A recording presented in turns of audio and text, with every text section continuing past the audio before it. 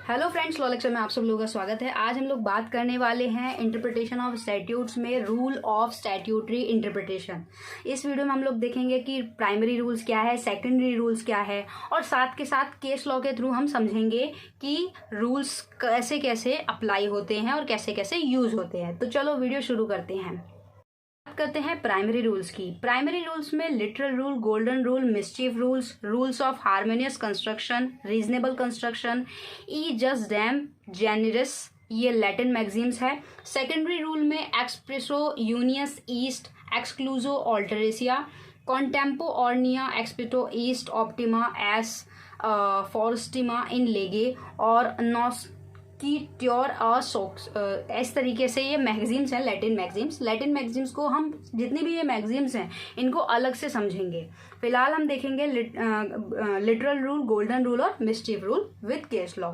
बात करते हैं सबसे पहला लिटरल रूल। लिटरल रूल कह लो या ग्रामेटिकल रूल कह लो, एक ही बात है, और इसको प्लेन मीनिंग रूल भी कहा जाता है। बहुत ही प्लेन मीनिंग रूल है क्योंकि इसमें बात कही गई है कि, रीड करते हैं, literal rule is what the law से।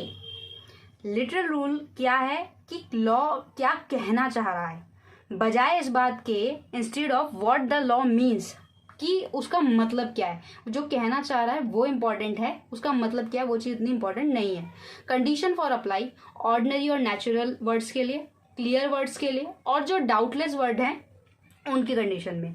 अगर मान लो कि कोई वर्ड है जो कि क्लियर है और अप्लाई किया गया है, उस कंडीशन में लेजिस्लेशन की जो इंटेंशन होगी हो सकता है उस वर्ड से डिफरेंट हो। मतलब कोई स्टैट्यूट बना, कोई प्रोविजन बना, उसमें लेजिस्लेशन की इंटेंशन डिफरेंट हो सकती है और उस वर्ड का मीनिंग डिफरेंट हो सकता है।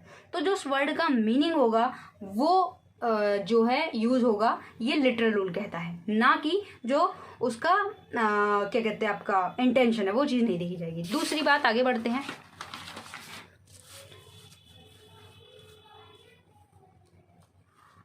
दूसरी बात यह है कि for determination of the meaning any word और phrases in a statute where complexity and uncertain arise. कुछ ऐसे वर्ड होते हैं जहां पर, वर्ड या फ्रेजेस होते हैं जहां पर जो स्टैट्यूट है वहां पे कॉम्प्लेक्सिटी और अनसर्टेनिटी अराइज होती है। केस के थ्रू समझते हैं। एक केस था state of Kerala versus Mathai Varghese and others 1987।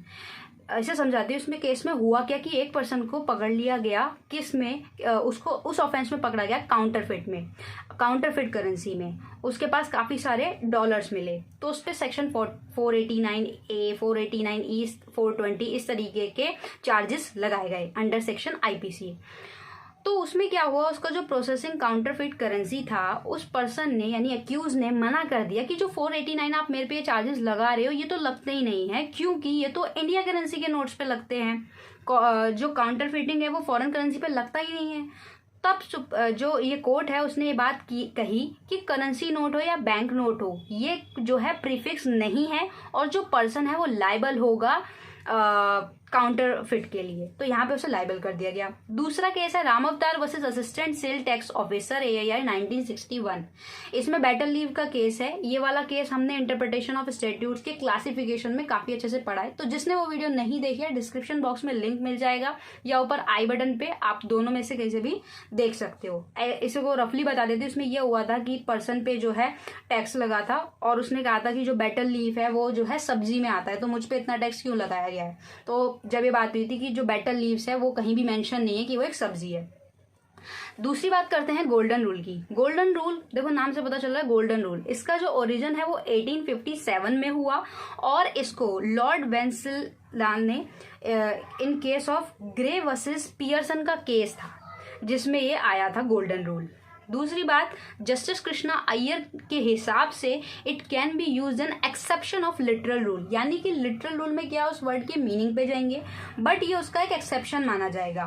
When there absurdity while interpreting any provision, यानी कि स्टैट्यूट के किसी प्रोविजन को जब इंटरप्रिटेट किया जाता है तब क्या होता है, ये कुछ ऐसे वर्ड होते हैं जो बेतुके होते हैं, जिनकी कोई सेंस ही नहीं होती, अर्थहीन होते हैं। तो उस कंडीशन में गोल्डन रूल वर्क करता है। उस कंडीशन में जो जज होगा वो गोल्डन रूल वर्क करेगा। अब एक बात यहाँ पे ये है कि भाई उस कंडीशन में अगर गोल्डन रूल, अगर ऐसे प्रोविजन लेजिस्लेशन बनाता ही क्यों है या ऐसे वर्ड यूज ही क्यों करता है जिनका कोई मतलब ही नहीं है, अर्थहीन है, तो उसको हटा दे? नहीं, हटा नहीं सकते हैं, उसमें चेंजेस कर सकते हैं।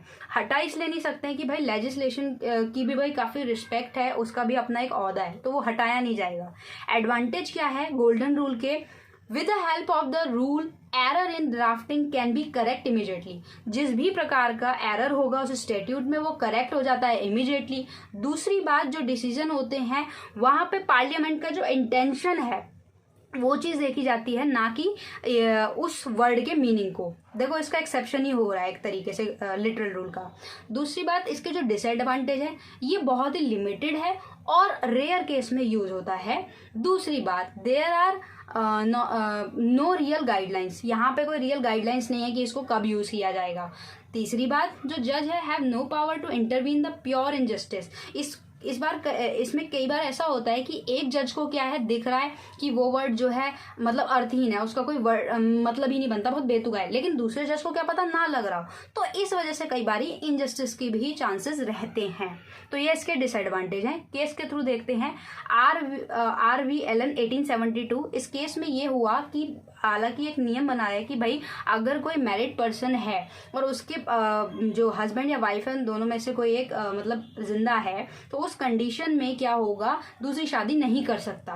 तो वहां पे एक दूसरी शादी नहीं कर सकता, लेकिन अगर दूसरी शादी की परफॉर्म कर रहा है, मैरिज सेरेमनी परफॉर्म कर रहा है, तो वहां पे कोई ऑफेंस नहीं है, तो ये गलत हुआ। तो इस केस में कोर्ट ने ये कहा कि भाई नहीं, मैरिज करना या मैरिज सेरेमनी परफॉर्म करना दोनों ही एक बात है और वो ऑफेंस के अंडर में माना जाएगा। एक और केस ली वर्सेस नैप का 1967, ये एक वर्ड है स्टॉप, इसको इंटरप्रेट किया गया था।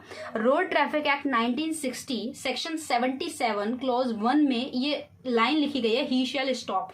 इसका मतलब कि कोई अगर एक्सीडेंट होता है तो पर्सन को वहां पर रुक कर उतर के देखना होगा, कोई पर्सन है, इन्फॉर्मेशन ये सब करनी होगी। तो इस केस में जो ड्राइवर है वो उतरा और थोड़ी सी देर के लिए, मतलब क्षण भर के लिए रुका और फिर वापस बैठ के चला गया। तो वहां पे कोर्ट ने ये बात कही कि भाई ये सेक्शन तुमने वॉलेट किया, तुम रुके नहीं, तो और जो रीजनेबल टाइम पीरियड था वो रुकना चाहिए था, जो कि नहीं रुके। तो उसने बात की नहीं, मैंने तो सेक्शन जो है वो फुलफिल किया है और मैं वहां रुका था। तो यहाँ पे बात बोली कि रीजनेबल पीरियड पे आप नहीं रुके। तो ये एक केस था। आगे हम बात करते हैं मिसचीफ रूल की, यानी कि इस वीडियो के लास्ट रूल की। मिसचीफ रूल जो है वो फोकस करता है मिस्टेक, मतलब जो गलतियां, जो उस रूल को या जो उस एक्ट को, स्टैट्यूट को बनाने में जो गलतियां हो गई, तो उन पे फोकस करता है कि वो गलतियों को क्लियर करे और क्योर करे।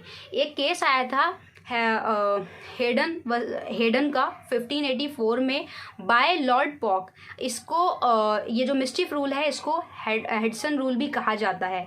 इसमें 4 बातें हैं, 4 प्रिटेंशन है जो देखनी चाहिए, जो फॉलो करनी चाहिए। Number 1, what was the common law before the making of an act, यानी कि जब वो एक्ट लेके आए, जब वो स्टैट्यूट लेके आए, तो वो उसमें कॉमन लॉ क्या था, क्यों मतलब उससे पहले जो लॉ था वो क्या था उस चीज को लेके। पहली बात तो ये ध्यान में रखनी है। दूसरी बात ये ध्यान में रखना है कि प्रेजेंट जो स्टैट्यूट है वो जो इनेक्टेड है उसमें क्या क्या चीजें जो हैं मिसचीफ है या किस तरीके से उसको क्योर किया गया है। तीसरी बात, व्हाट रेमेडी, जो रेमेडी है मतलब जो पार्लियामेंट के थ्रू जो रेमेडी बनी, जो रिजॉल्व हुआ, तो जो उस स्टैट्यूट में जो गलतियां थी या जो गड़बड़ थी, तो उसकी रेमेडी क्या है। तीसरी बात, जो ट्रू सेंस है रेमेडी का वो क्या है। इसका पर्पस ये था to suspense the mischief and advance the remedy. ये क्या करता था, अगर किसी रूल को या किसी एक्ट को बनाने में अगर कहीं पे कोई चीज़ गलत हो गई है या गड़बड़ हो गई है, तो उसको क्या करता था, एडवांस रेमेडी एक तरीके से प्रोवाइड कराता था। एक केस लॉ के थ्रू समझते हैं, स्मिथ वर्सेस ह्यूज 1960। तो ये लंदन में हुआ था। तो उस कंडीशन में ये हुआ था कि जब ये 1960 में जब ये केस हुआ था, तब वहाँ पर लंदन में क्या होता था कि प्रोस्टिट्यूशन बहुत ज़्यादा चल रहा था, अपने मतलब एक हाई लेवल पे था। तो कोर्ट ने ये बात बोली कि गलियों में जो है जिस तरीके से मतलब जो प्रोस्टिट्यूट है वो क्या करती थी, वो क्या करती थी, अट्रैक्ट करती थी, ले जाती थी। तो अब वो कोर्ट ने ये चीज़ कही कि भाई गलियों में इस तरीके से जो है, मतलब एक ऐसा एक्ट आ गया, गली में इस तरीके से अब नहीं करोगे। तो वो जो प्रोस्टिट्यूट थी वो विंडोज़ पे, बालकनी में इस तरीके से सॉलिसिट करती थी, अट्रैक्ट करती थी पर्सनस को। तो अब कोर्ट ने ये बात इस केस में कही कि हालांकि जो मेन फोकस क्या था, मेन फोकस लेजिस्लेशन का क्या था कि भाई जो प्रोस्टिट्यूट इतने लेवल पे बढ़ रहा है उसको कम करे, गली से कम करे ये मैटर नहीं था, उसको कम करे ये मैटर था, या खत्म करे ये चीज मैटर थी। तो अगर वो विंडो पे या बालकनी में भी कर रही हैं तो ये तो कम हुआ नहीं ना। तो मेन जो उसका इंटेंशन था वो देखना था। तो उसके लिए रेमेडी आई जिसमें सुप्रीम कोर्ट ने बात कही कि विंडोज या बालकनी से भी अगर वो इस तरीके से सॉलिसिट करती हैं पर्सन्स को तो वो वहां पे ऑफेंस होगा और उन पे चार्जेस लगाया जाएगा। क्योंकि ये जो ऑफेंस था स्ट्रीट ऑफेंस एक्ट 1959 ये एक्ट था, और इस एक्ट के अंडर में ये था कि गलियों से इस तरीके, गलियों में जो प्रोस्टिट्यूट होती हैं उस तरीके से पर्सन को सॉलिसिट करती है वो ना करे। तो ये है कि इसमें कोर्ट ने ये बात कही कि भाई गलियों में से हटाना नहीं है, मेन तो ये है कि ओवरऑल हटे। तो ये मिस्टीफ रूल्स है और होप सो ये रूल्स आपको क्लियर हुए होंगे। वीडियो पूरी देखने के लिए thank you so much. Video अच्छी लगे लाइक करना, चैनल पे नए हो तो सब्सक्राइब करके बेल आइकन जरूर प्रेस कर देना।